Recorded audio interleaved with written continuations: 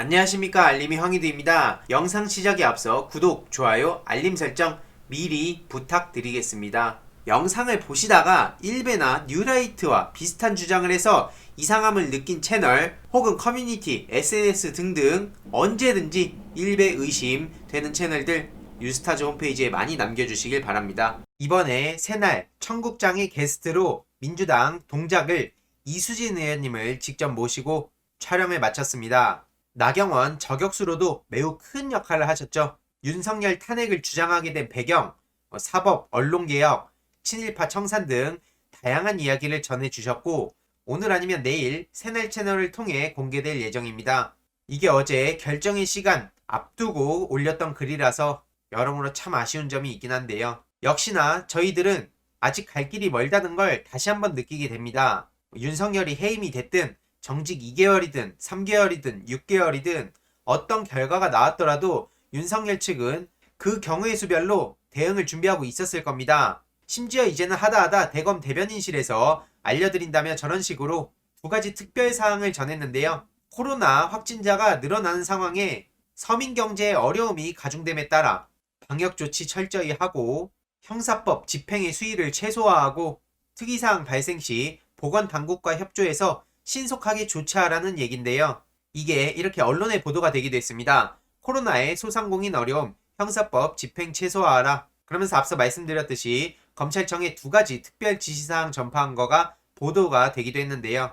이번 특별 지시는 윤석열이 징계 처분을 받은 후에 내린 첫 지시입니다. 4가지 비위 혐의가 무려 인정이 됐는데도 불구하고 그리고 그걸로 인해서 정직 2개월 처분을 받았는데도 불구하고 저렇게 징계 확정될 때까지는 본인 업무를 수행하겠다는 그런 입장을 밝힌 거죠. 진짜 뻔뻔함의 극치입니다. 이에 네티즌들도 갈수록 가관이다. 자기가 지금 대통령이고 총리다. 이젠 알아서 대통령 놀이를 하고 있는데 이거 기가 막히다. 웃기는 것도 가지가지다. 이런 입장을 밝히고 있죠. 당연히 잘못된 일이라면 검사 입장에선 언제든 집행하는 게 맞는데 이런 식으로 자기들 마음대로 해왔으니까 서민들만 힘들었던 거 아니냐. 이런 댓글도 보이고요.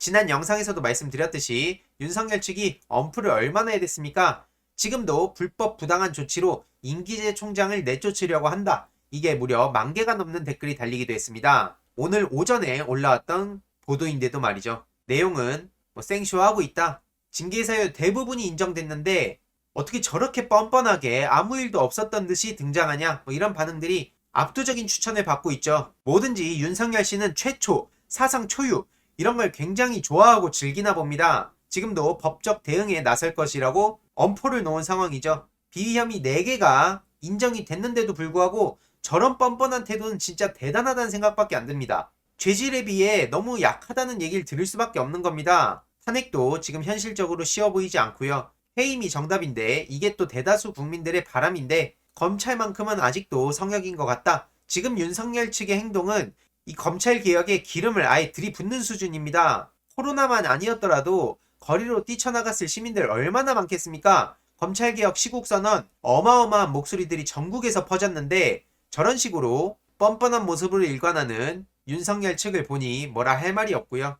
최초 수집가답게 징계를 받고도 저렇게 대통령 행세를 하는 최초의 검찰총장으로 역사의 길이 박제가 될 것 같습니다. 이렇게 징계 확정될 때까지는 평소대로 업무한다고 하는데 평소대로 업무한다면서 하는 얘기가 뭡니까? 대통령 놀이하고 있는 거예요 지금. 따끔한 지적에 댓글도 있었는데요. 2개월 정직 징계를 받은 그러니까 윤석열이 해임이 안 됐다 뿐이지 지금 사상 초유의 사태가 발생한 겁니다. 검찰총장이 지금 2개월 정직이란 징계를 받은 건데 그걸 두고 오히려 본인을 내쫓기 위해 불법한 조치를 했다고 주장하고 있죠. 이에 한 네티즌은 조국 전 장관을 내쫓기 위해서 정경심 교수 기소부터 본인이 해온 그런 불법한 조치는 어떻게 설명하겠냐 이런 입장을 밝히고 있고요.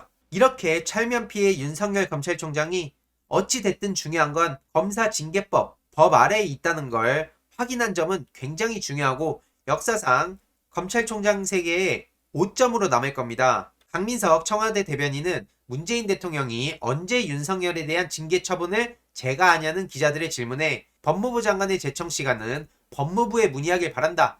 그래서 법무부가 제청을 해야 대통령의 재가가 가능하기 때문이죠. 검찰개혁 다음으로 언론개혁 얘기가 나올 수밖에 없지 않습니까? 지금 언론에서는 윤석열의 스피커 역할을 하고 있습니다. 윤석열의 대변인 역할을 하고 있는데요. 언제부터 언론이, 대한민국 언론이 검찰의 대변인, 검찰의 스피커 역할로 전락했습니까? 말도 안 되는 행동이죠, 이건. 최근 이문정 부장검사가 직접 가슴 아픈 글을 올리기도 했는데요. 이렇게 문자 메시지 받은 걸 직접 공유하면서 월요일 점심 무렵부터 전화가 쏟아졌고 몇몇 기자들한테는 답도 하고 입장을 밝혔지만 도저히 쏟아지는 내용들을 감당할 수가 없어서 업무 시간에 페이스북에 해명성 공지글까지 남길 수밖에 없었다는 겁니다. 한마디로 징계위 전날 공정성 시비 이슈를 이어가려고 징계위 기사에 이문정 검사 이름 올리지 않았습니까? 가짜뉴스를 믿지 말아달라고 간곡히 부탁을 하기도 했고요. 뜬금없이 저렇게 이문정 검사 이름이 올라가서 얼마나 많은 사람들이 또 조롱하고 비아냥됐습니까? 이에 참아야겠다는 생각도 했지만 한편으론 너무 본인의 이름을 가볍게 대하는 게 아닌지 회의도 들었다 하고요. 정말 심정적으로 얼마나 힘들었겠습니까?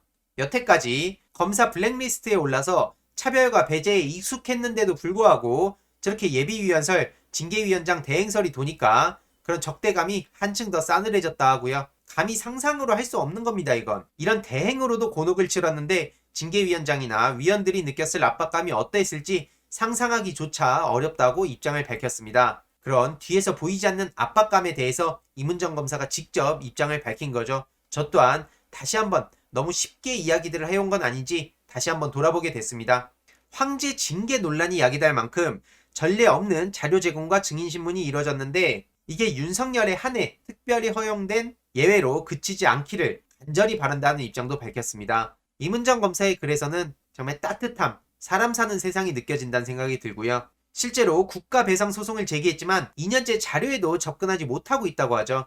그렇기에 더더욱 가슴이 아프다는 생각이 들었고요. 이런 윤석열 검찰총장의 무소불위의 그런 행동에 최강욱 대표는 예상대로 본격적 정치활동을 시작했고 룸살롱 향응에 관한 사과는 왜 일체 없는지 반성은 하지도 않고 있다는 걸 지적하고 있고요. 김남국 의원도 정직 2개월은 납득하기 어렵고 윤석열의 결단이 있어야 할 것으로 생각한다고 강력하게 비판의 목소리를 높였습니다. 특히 징계위는 방어권을 실질적으로 보장하기 위한 충분한 노력을 했고 소명 기회도 최대한 보장했는데 더 이상 윤석열한테 시끄럽게 하지 말라는 거고요. 결론은 사퇴밖에 없을 거라고 목소리를 내기도 했습니다. 민주당에서도 이렇게 압박 목소리를 높이기도 했는데요. 이낙연 대표는 검찰개혁을 왜 해야 하는지 더 분명해졌다고 입장을 밝혔고요. 특히 공수처장 후보 임명 등 절차가 신속히 진행되길 바란다며 목소리를 높이기도 했습니다. 이외로도 김태년 원내대표, 김종민 최고위원, 노웅래 최고위원, 민영배 의원, 신동근 최고위원, 우상호 의원, 장경태 의원 등이 이 검찰개혁에 앞장서서 목소리를 내기도 했고요.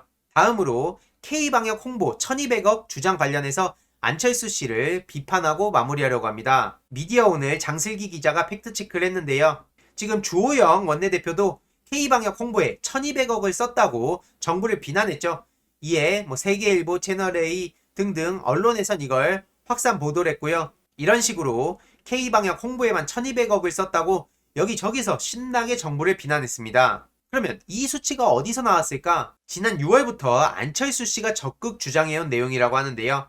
내용을 보면 ODA 예산을 K방역 홍보비로 왜곡한 주장이라고 따끔하게 지적했습니다. 그럼에도 안철수 씨는 지난 6월부터 K방역 홍보비가 1200억을 넘는다는 터무니없는 주장을 해왔죠. 이에 손영래 보건복지부 중앙사고수습본부 전략기획반장은 올 한 해 복지부에서 쓴 방역 홍보비는 67억 원이라고 합니다. 게다가 그것도 홍보보다는 손 씻기, 2m 거리두기 등 방역 수칙에 대한 TV 광고, 인터넷 콘텐츠 만드는 데 쓴 홍보비라며 외교부의 대외 공적 원조 관련 재원을 말하는 듯한데 67억과 차이가 너무 커서 도대체 이게 어디서 나온 건지 파악을 못하고 있다고 반박했습니다. 과거에 운으로 여기까지 온 사람이 저런 식으로 그저 문재인 대통령한테 어떤 열등감을 느끼는 것처럼 반대를 위한 반대만 하고 그냥 가서 달리기나 열심히 했으면 좋겠습니다. 아무튼 저런 안철수 씨로부터 시작된 가짜뉴스 더 많은 국민들이 알아야 될 것 같아서 짤막하게 다뤘습니다. 안철수 씨, 유승민 씨, 이외로도 주호영, 김종인 씨 등등 문재인 대통령 그렇게 비난한다고 본인들이 대한 세력으로 자리매김할 수 있을 거라고 생각하지 마십시오. 큰 오산이고요. 그리고 오늘 저녁 8시에 오랜만에 김남국 의원과 함께 박시영TV에 출연합니다. 시간 되시는 분들은 많은 시청과 응원 부탁드리고요. 앞으로도 저는 꾸준히 목소리 내도록 하겠습니다. 이번 내용도 유익했다면 구독, 좋아요, 알림 설정, 그리고 멤버십 가입 정말 큰 힘이 된다는 점 다시 한번 말씀드리고 싶고요. 이 내용도 주위에 널리 공유 부탁드리겠습니다.